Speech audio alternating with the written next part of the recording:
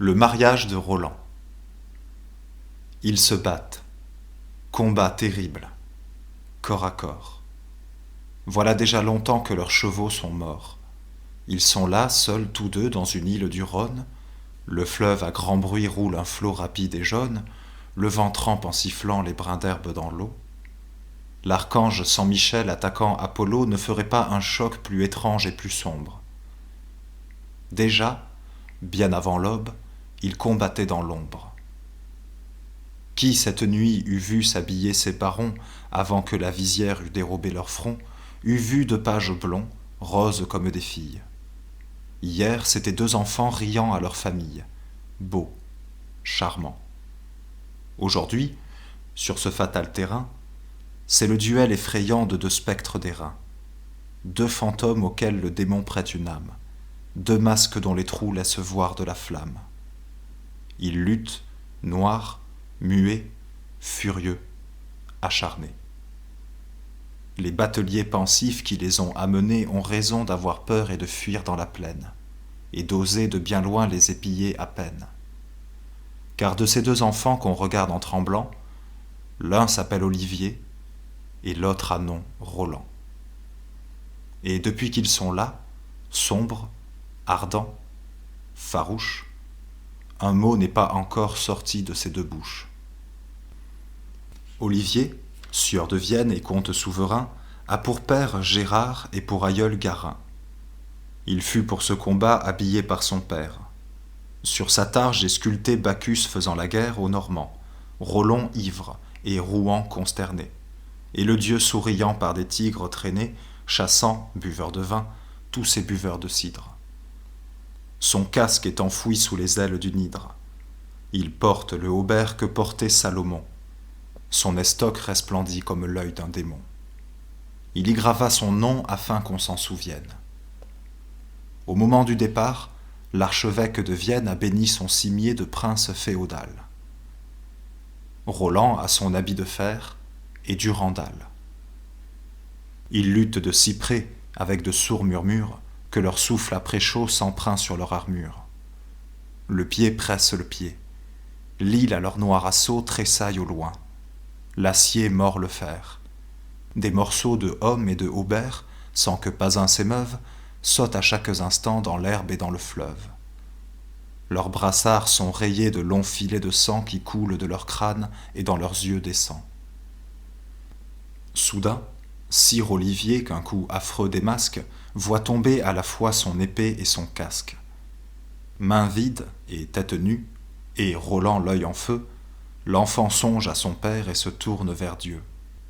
Durandal sur son front brille. Plus d'espérance. Ça, dit Roland, je suis neveu du roi de France. Je dois me comporter en franc neveu de roi. Quand j'ai mon ennemi désarmé devant moi, je m'arrête.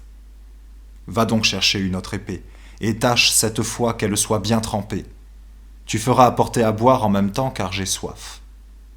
Fils, merci, dit Olivier. J'attends, dit Roland. Hâte-toi. Sire Olivier appelle un batelier caché derrière une chapelle. Cours à la ville, et dis à mon père qu'il faut une autre épée à l'un de nous, et qu'il fait chaud. Cependant, les héros, assis dans les broussailles, cèdent à délacer leurs capuchons de maille, se lavent le visage et causent un moment. Le batelier revient. Il a fait promptement. L'homme a vu le vieux comte. Il rapporte une épée et du vin, de ce vin qu'aimait le grand Pompée et que Tournon récolte au flanc de son vieux mont. L'épée est cet illustre et fier Clos-Amont, que d'autres quelquefois appellent Haute-Claire. L'homme a fui. Les héros achèvent sans colère ce qu'ils disaient. Le ciel rayonne au-dessus d'eux. Olivier verse à boire à Roland, puis tous deux marchent droit l'un vers l'autre, et le duel recommence. Voilà que par degrés, de sa sombre démence, le combat les enivre. Il leur revient au cœur ce je ne sais quel dieu qui veut qu'on soit vainqueur, et qui, s'exaspérant aux murmures frappés, mêle l'éclair des yeux aux lueurs des épées.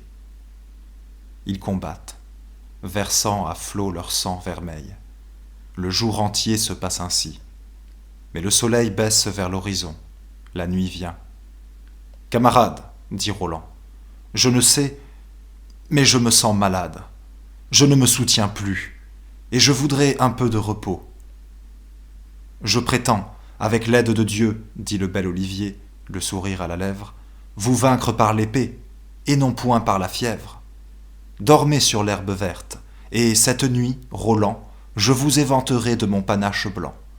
Couchez-vous, et dormez. Vassal, ton âme est neuve, dit Roland. Je riais, je faisais une épreuve. Sans m'arrêter et sans me reposer, je puis combattre 4 jours encore, et 4 nuits. Le duel reprend. La mort plane. Le sang ruisselle. Durandal heurte et suit Closamond. L'étincelle jaillit de toutes parts sous leurs coups répétés. L'ombre autour d'eux s'emplit de sinistre clarté. Ils frappent.